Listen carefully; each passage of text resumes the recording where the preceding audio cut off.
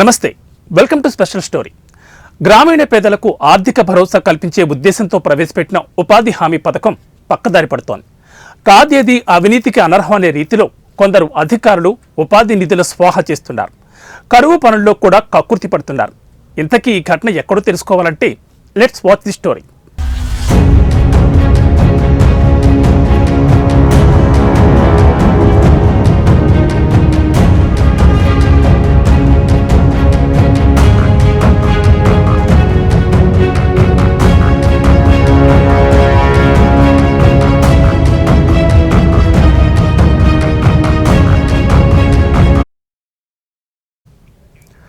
అడిగేవారు లేరు, అడిగినా చెప్పేవారు ఉండరు.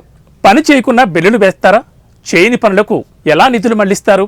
కడప జిల్లా కాశీనాయన మండలం గొంటువారిపల్లెలో జరుగుతున్నదేంటి? ఇంట్లో ఉన్న, రాష్ట్రం దాటి మరో రాష్ట్రంలో ఉన్న, విదేశాల్లో ఉన్న కూలి డబ్బులు ఎలా వేస్తారు? ఇంతకీ సర్కార్ నిధులు మాయం చేస్తున్న ఘనులెవరు?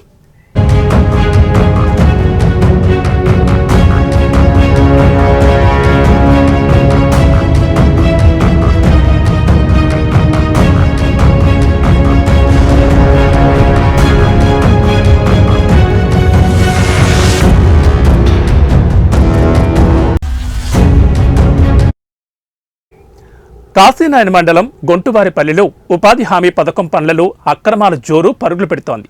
చేయని పనులను తెల్ల కాగితంలో నల్ల చేసి నకిలీ కూలీల మస్టర్లు తయారు చేసి ప్రభుత్వ నిధులు కొల్లగొడుతున్నారు. ఉద్యానవనాలు నామరూపం లేకుండా లక్షల రూపాయలను దారి మళ్లించారు. అక్కడ ఉపాధి హామీ పథకం పనులకు ఫిలిప్పీన్స్ దేశంలో వైద్య విద్యను అభ్యసిస్తున్న గురుప్రసాద్ ప్రతిరోజు ప్రత్యేక విమానంలో వచ్చి ఉపాధి పనులు చేసి ఆ తర్వాత వైద్య విద్యను అభ్యసిస్తున్నట్లు బెంగళూరు, హైదరాబాద్, తమిళనాడు ప్రాంతాల్లో 15 సంవత్సరాలుగా ఇంటి ముఖం చూడకుండా పీజీలు నడుపుకుంటున్నవారు, ఇంజనీరింగ్ విద్యను అభ్యసిస్తున్నవారు, ఉద్యోగాలు చేస్తున్నవారు, రోజువారీ విధులు నిర్వహిస్తున్న వాలంటీర్లు, సచివాలయంలో ఎప్పుడు బయోమెట్రిక్ వేయాలి, ఉపాధి పనికి ఎప్పుడు వెళ్తారు, వారు కూడా రోజు క్రమం తప్పకుండా పనులు చేస్తున్నట్లు, పుట్టినప్పటి నుండి ఇంతవరకు ముఖ చిత్రం చూడని వారు ప్రత్యేక విమానంలో ఇక్కడికి వచ్చి ఉపాధి పనులు చేసినట్లు, మొక్కలకు నీళ్లు పోసి పెంచినట్లు చక్కర్లు కొడుతోంది. వారు వచ్చి పనులు చేస్తూ ఉంటారని విస్తుపోయిన వాస్తవాలు సామాజిక తనిఖీ బృందం తనిఖీలో వెలుగులోకొచ్చాయి.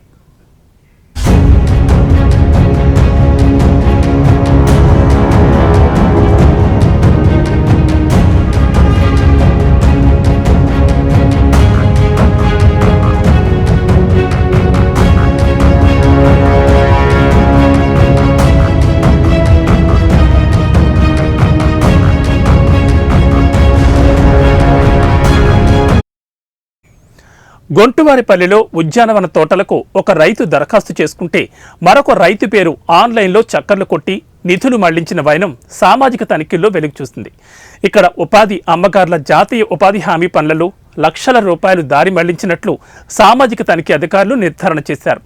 ఉప్పలూరు, గొంటువారిపల్లి గ్రామాల్లోని ప్రజలు బెంగళూరు, హైదరాబాద్, చెన్నై, ఇతరత్ర ప్రాంతాల్లో బతుకు తెరువు కోసం గత 5 సంవత్సరాలుగా అక్కడే నివాసముంటున్నారు.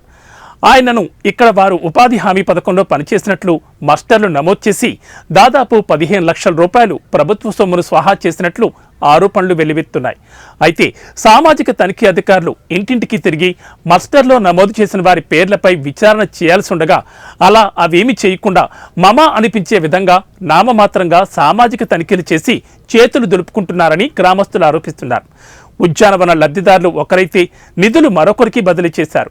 అంతేకాకుండా లబ్ధిదారుని పొలంలో ఎలాంటి మొక్కలు లేకపోయినా మొక్కలకు సంరక్షణ చేసినట్లు పేపర్లు సృష్టించి వేల రూపాయలు ప్రభుత్వ సొమ్మును స్వాహా చేశారని పలు ఆరోపణలు వినిపిస్తున్నాయి. చేసుకొని కబర్స్థాన్కి వచ్చేస్తున్నటువంటి మన ముస్లిం సోదరులందరికీ ఎటువంటి సౌకర్యాలు ఉన్నాయో లేదో చూసుకోవడానికి ఇక్కడ విచ్చేసాం. అందులో భాగంగా ముఖ్యంగా మేము దాదాపుగా 10 రోజుల కిందటే మా జామే మసీద్ కమిటీ చైర్మన్ కాసిం బేగ్ గారు అయితేనేమి, ఒక జిల్లా వక్బోర్డ్ వైస్ చైర్మన్ రియాజ్ అహ్మద్ గారు అయితేనేమి, వారందరూ మా కమిటీ తరఫున వెళ్ళి కమిషనర్ గారిని కలిసి వారికి రిప్రజెంటేషన్ ఇవ్వడం జరిగింది. 13వ తేదీ మా పండగ ఉంటుంది, ఫిబ్రవరి.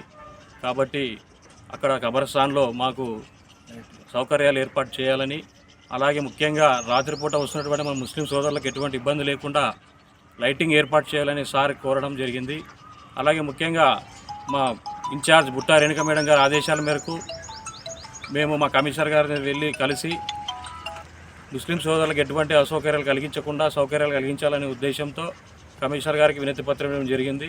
అందులో భాగంగా మున్సిపల్ కమిషనర్ గారు స్పందిస్తూ లైటింగ్ కూడా ఏర్పాటు చేస్తున్న పనులు కూడా జరుగుతూ ఉన్నాయి.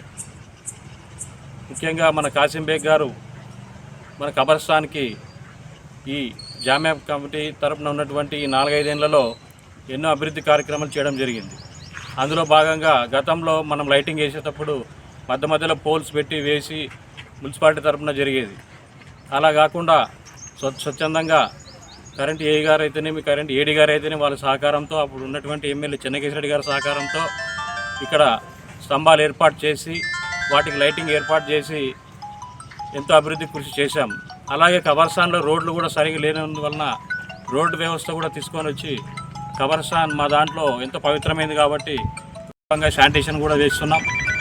కాబట్టి ముస్లిం సోదరులకు ఎటువంటి ఇబ్బందులు ఏమి లేకుండా సౌకర్యాలు జరుగుతున్నాయి. కాబట్టి ముఖ్యంగా కమిషనర్ గారికి ప్రత్యేక ధన్యవాదాలు తెలియజేసుకుంటున్నాం.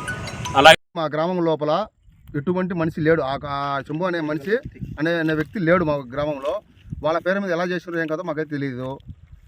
వాడు ఆ వ్యక్తి రైతు, భూమి గల రైతు, వాడు చేసుకుని తిన్నారని మాకు ఎటువంటి తెలపని వాళ్ళు ఒకటేమైనా కొనియాడుతున్నారు. అది ఫిలిపీన్స్ చదువుతున్నాడు. అక్కడ గురుప్రసాద్ అనే వ్యక్తి ఇక్కడ పనిచేసినట్టు చేస్తున్నాడు. అతనికైతే అక్కడ ఫిలిపీన్స్లో పనిచేస్తున్నాడు. ఇక్కడికి వచ్చి పనిచేసినట్టుండే కానీ అతను ఎప్పుడు ఇక్కడ పనిచేసిన కాదు. కొందరు ఇంజనీర్లు వాళ్ళు కానీ వాళ్ళు సాఫ్ట్వేర్ వీళ్ళు బెంగళూరులో హైదరాబాద్లో పనిచేస్తుండ్రు. వాళ్ళ మీద మాస్టర్లో వేసుకొని డబ్బులు గ్రా చేసినారు. 1,00,000 దాకా చేసినట్టు మాకు జరిగింది.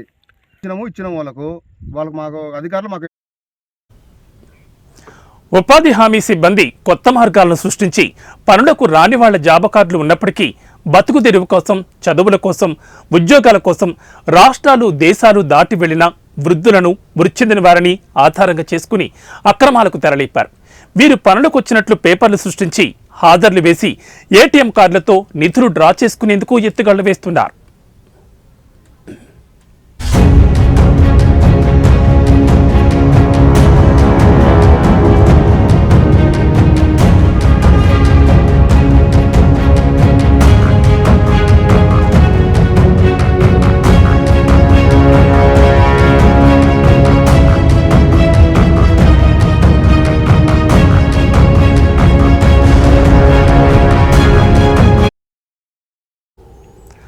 అయితే సామాజిక తనిఖీ బృందం లోతుగా విచారణ చేయకుండా ఒత్తిడికి గాని చేతిలో పడిన తూకానికి తప్పుదారి పట్టించి అక్రమార్కులకు అండగా నిలిచి పనిలో ఉన్నట్లు గ్రామస్తులు ఆరోపిస్తున్నారు.